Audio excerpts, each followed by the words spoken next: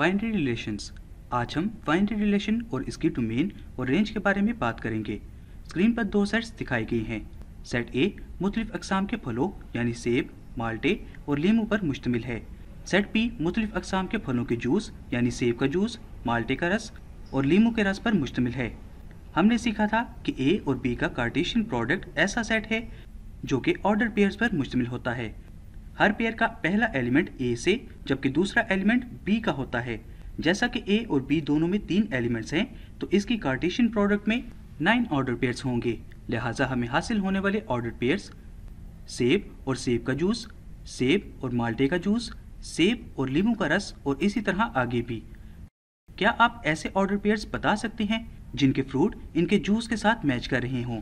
ऐसे 3 पेयर्स होंगे, यानी सेब और सेब का जूस, माल्टे और माल्टो का जूस और लीमू का रस। आइए अब इस सेट को X कहते हैं। सेट X 2 कंडीशंस को सेटिस्फाई करता है। नंबर 1, ये Cartesian product A into B का सबसेट है। नंबर 2, हर ऑर्डर पेयर के पहले एलिमेंट और दूसरे एलिमेंट में ताल्लुक है। इस मिसाल में ताल्लुक फ्रूट और इसका जूस है। जब कंडीशंस सेटिस्फाई हों तो हम कह सकते हैं X सेट A का सेट B से बाइनरी रिलेशन है। मैथमेटिकल फॉर्म में हम कहते हैं कि अगर A और B खाली सेट्स नहीं हैं तो R Cartesian product A into B का सबसेट है। A का B से बाइनरी रिलेशन है क्योंकि R में मौजूद ऑर्डर पेयर्स में कुछ ताल्लुक मौजूद है। आइए एक आसान मिसाल से इस टॉपिक को समझते हैं। स्क्रीन पर 2 सेट्स A और B दिखाई गई हैं।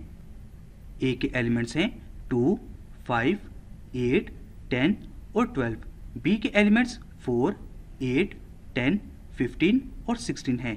हम जानते हैं कि A इंटू बी के नतीजा में हासिल करदा ऑर्डर पेयर्स हैं 2, 10, 2, 8, 2, 4 और इसी तरह तमाम मुमकिन पेयर्स, क्योंकि ये 25 ऑर्डर पेयर्स हैं।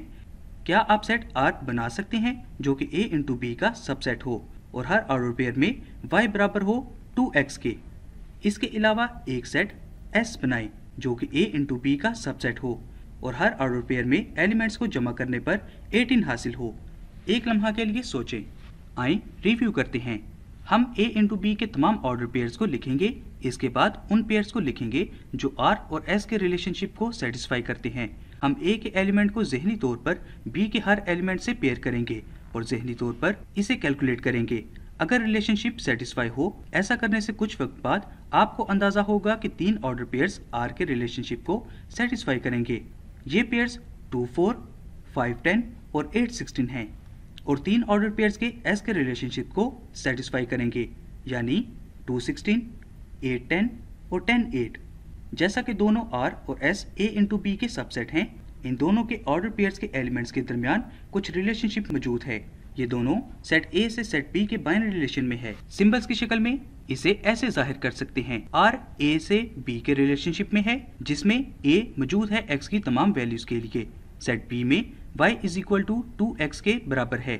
S A से B के रिलेशनशिप में है जिसमें X plus Y is equal to 18 के है, यानी सेट A में X और सेट B में Y की वैल्यूज। यहाँ एक दिलचस्प नुक्ता देखें कि दोनों R और S A से B के बाइनरी रिलेशन में हैं।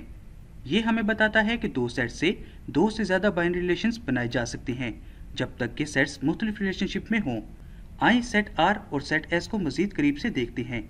सेट जिसमें हर ऑर्डर पेयर का पहला एलिमेंट मौजूद हो रिलेशन की डोमेन कहलाएगी, जबकि सेट जिसमें ऑर्डर पेयर का दूसरा एलिमेंट मौजूद हो रिलेशन की रेंज कहलाएगी।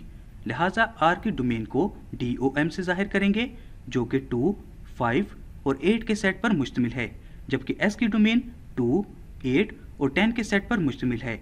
R की रेंज को RANG से जाहिर करेंगे जो कि 4, 10 और 16 के सेट पर मुश्तमिल है, जबकि S की रेंज 8, 10 और 16 पर मुश्तमिल है। जैसा कि दोनों R और S के एलिमेंट्स सेट A से हासिल करता है तो हम कह सकते हैं R और S की डोमेन सेट A का सबसेट है। इसी तरह R और S का दूसरा एलिमेंट सेट B से हासिल करता है तो हम कह सकते हैं R और S की रेंज B का सबसेट है। यकीनी बनाएं कि आप बाइनरी रिलेशंस की इन प्रॉपर्टीज़ को अच्छे से समझ गए हैं। शुक्रिया।